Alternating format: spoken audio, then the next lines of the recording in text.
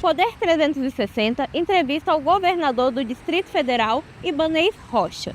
Ibanez Rocha tem 53 anos e é governador do Distrito Federal pelo MDB. Ele exerceu diversas funções na OAB do Distrito Federal, sendo presidente do órgão de 2013 a 2015. Em 2018, se candidatou ao cargo de governador, sendo eleito em segundo turno com mais de 70% dos votos. Em 2022, se reelegeu em primeiro turno ao cargo. Olha, a perspectiva nossa é exatamente essa, é concorrer a uma das vagas no Senado pela centro-direita e já em abril eu devo estar me afastando do cargo, assume a vice-governadora Celina Leão, que já expressou também e tem o nosso apoio para concorrer à reeleição ao governo do Distrito Federal. Olha, eu tenho uma trajetória, como você próprio falou, que ela é muito ligada ao direito, né? Então eu tenho uma experiência, eu fui vice-presidente da Ordem, fui presidente, fui diretor do Conselho Federal da OAB, e eu acho que eu tenho como fazer uma interlocução muito importante, tanto com o Judiciário, o Ministério Público, como o relacionamento com os demais órgãos, buscando todos os benefícios para a população do Distrito Federal. É o que eu sempre digo, eu nunca cheguei em lugar nenhum para ser mais um, eu sempre sou um.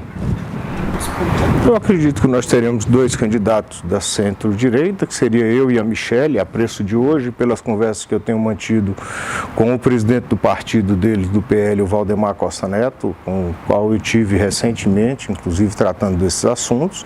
Agora, se a Michele alçar um outro cargo, o segundo nome que eles têm dentro do PL é o da deputada Bia Kiss, que teve aí duas votações muito importantes nesse campo e que representa bastante também o grupo do Bolsonaro.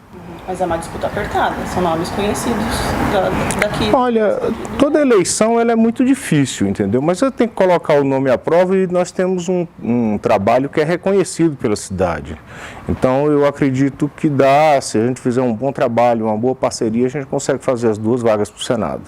Até porque a deputada Érica, e um comentário meu que eu ouço de outros, ela tem ali um trabalho dentro do Sindicato dos Bancários, junto a determinadas categorias, mas ela não é assim, uma unanimidade dentro do próprio partido dela. A Leila, ela tem um perfil um pouco mais de centro, ali pelo PDT, mas a Leila não entregou muita coisa durante esse mandato dela de 8 anos. É tanto que basta olhar a votação que ela teve para governadora na eleição de 2022, que não foi nada expressiva. Então, nós temos aí fazendo essa avaliação. Mas nós vamos cuidar do nosso campo da centro-direita, vamos pedir os nossos votos e manter as nossas propostas ativas. Eu, por enquanto, estou conversando com o presidente do partido dele, com o Valdemar. Eu pretendo, nos próximos dias, me encontrar com o presidente Bolsonaro. Eu acho que esse trabalho que está sendo feito de lançar senadores em todos os estados, ele tem todas as condições de fazer, até porque pelas pesquisas que nós vemos, ele ainda tem um capital político muito grande. Então, eu acredito que ele consiga fazer realmente uma bancada muito relevante de senadores e talvez mude um pouco as forças dentro do Congresso Nacional. Sempre muito boa, sempre de pacificação, sempre de parceria. Ele, assim como eu, nós temos as pesquisas, ele sabe que eu estou muito bem posicionado na pesquisa para o Senado. Então, eles não querem também perder eu me elegeria com ou sem eles aqui ao Senado. Agora, melhor que estejamos juntos, porque elegemos dois candidatos de centro-direita. Eu vou aguardar o movimento primeiro do meu partido, entendeu? Eu ouvi recentemente que o Baleia falando que tem a intenção de lançar um candidato do MDB à presidência da República, até para tentar romper essa polarização que existe no Brasil. Se fizer isso, eu acho que é muito salutar para a política, até porque o MDB vem garantindo a democracia desde a primeira eleição presidencial com bons nomes. Então, acho que seria muito bom para o partido ter um candidato a presidente. Vou aguardar essa definição. Se lá na frente o caminho for da composição, seja com a centro-direita, seja com o PT, a gente vai analisar a situação e cuidar da nossa casa aqui, que é uma coisa muito importante, porque o MDB sempre, tradicionalmente, respeitou os regionalismos políticos.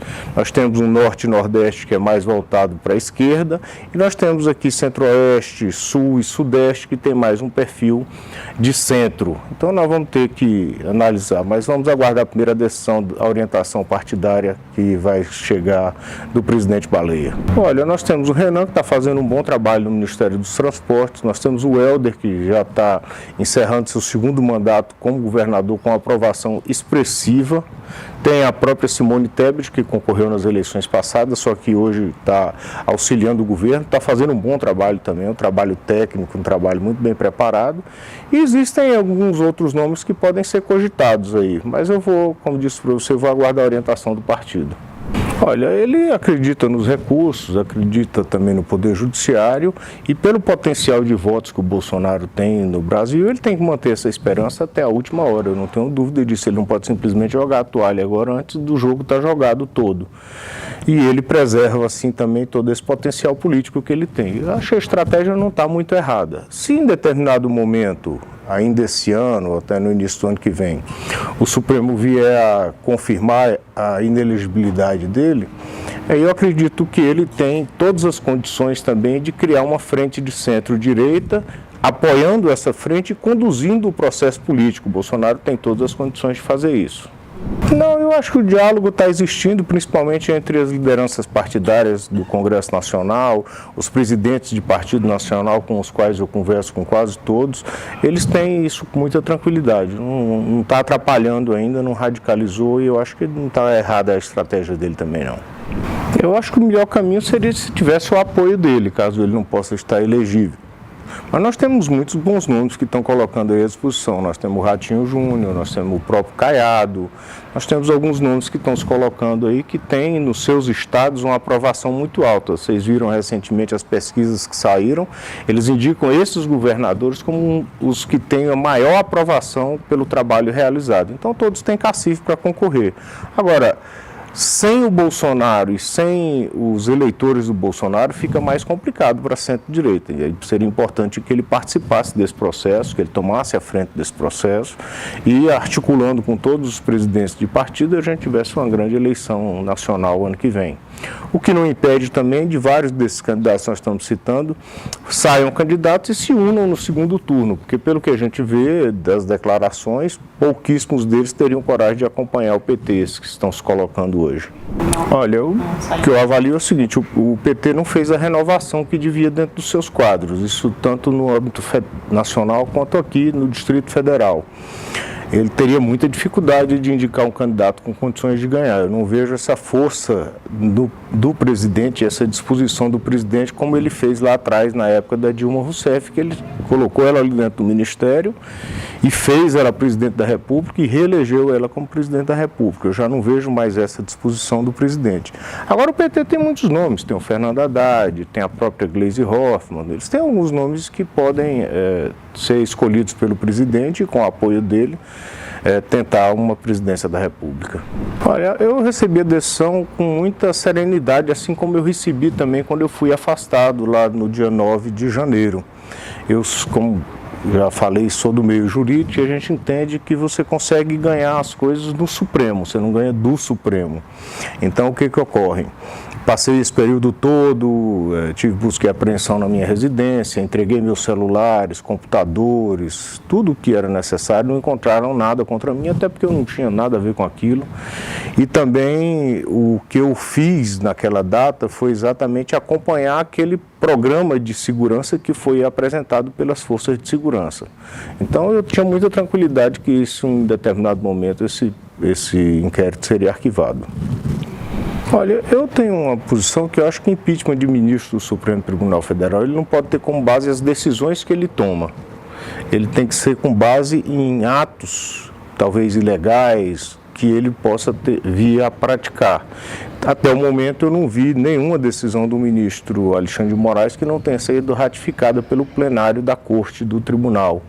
Então, nesse ponto aí, eu acho que ainda não encontraram motivos realmente viáveis para pedir o impeachment do ministro Alexandre de Moraes.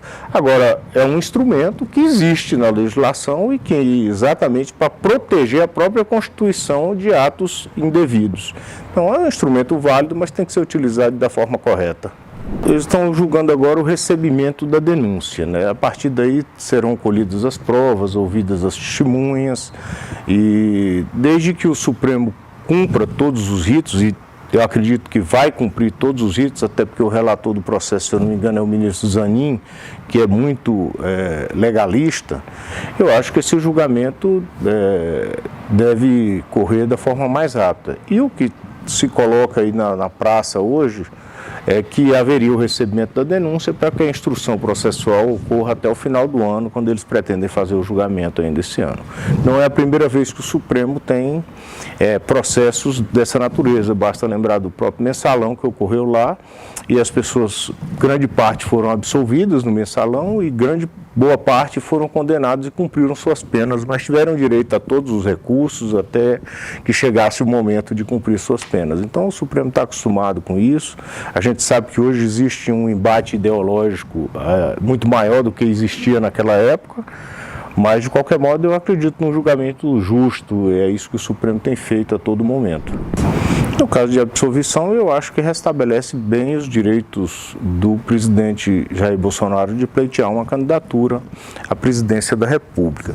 Em caso de condenação, eu acredito que esse bolsonarismo que existe hoje e essa intenção da centro-direita de ter um candidato, ela ganha força a partir do momento em que o Bolsonaro assumiu o protagonismo da sucessão do ano que vem.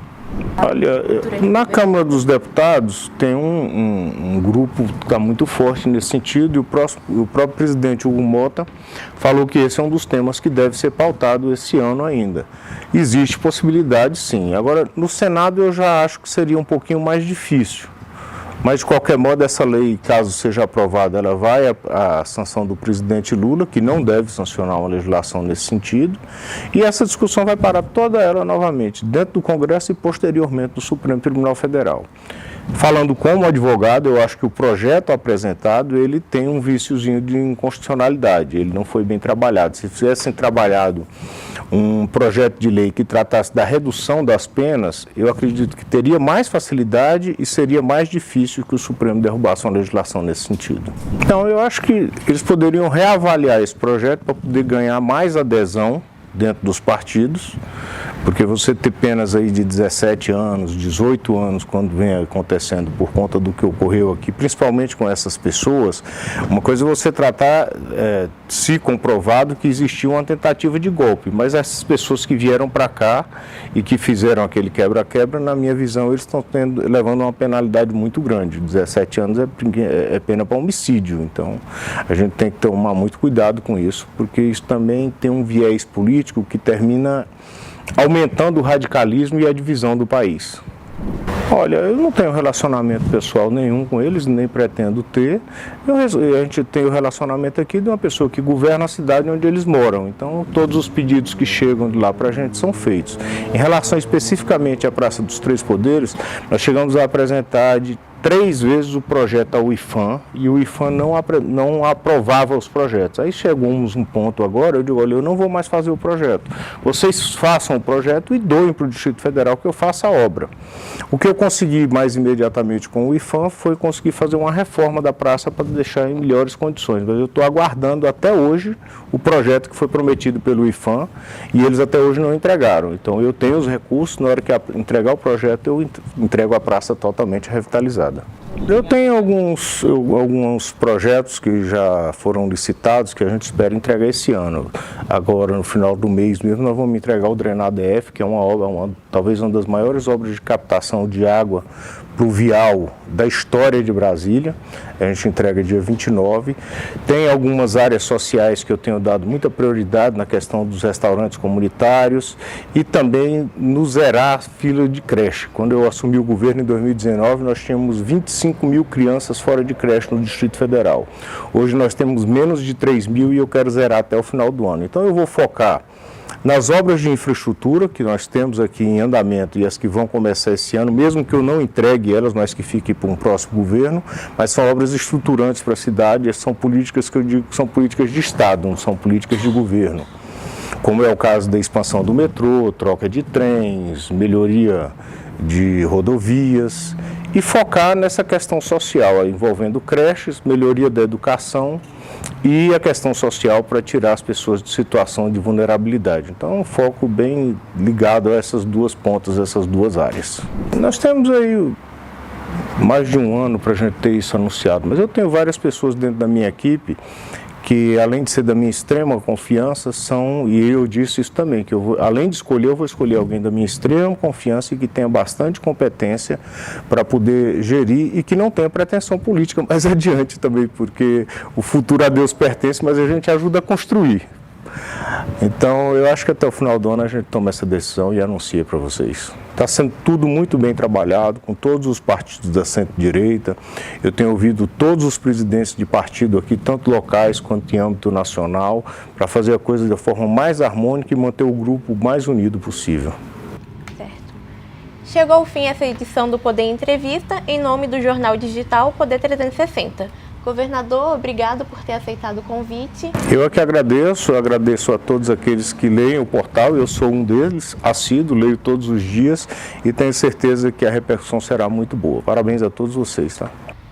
Agradeço também a todos os web espectadores que assistiram a essa entrevista. Se inscrevam no canal do Poder 360 e ativem as notificações para estarem sempre bem informados.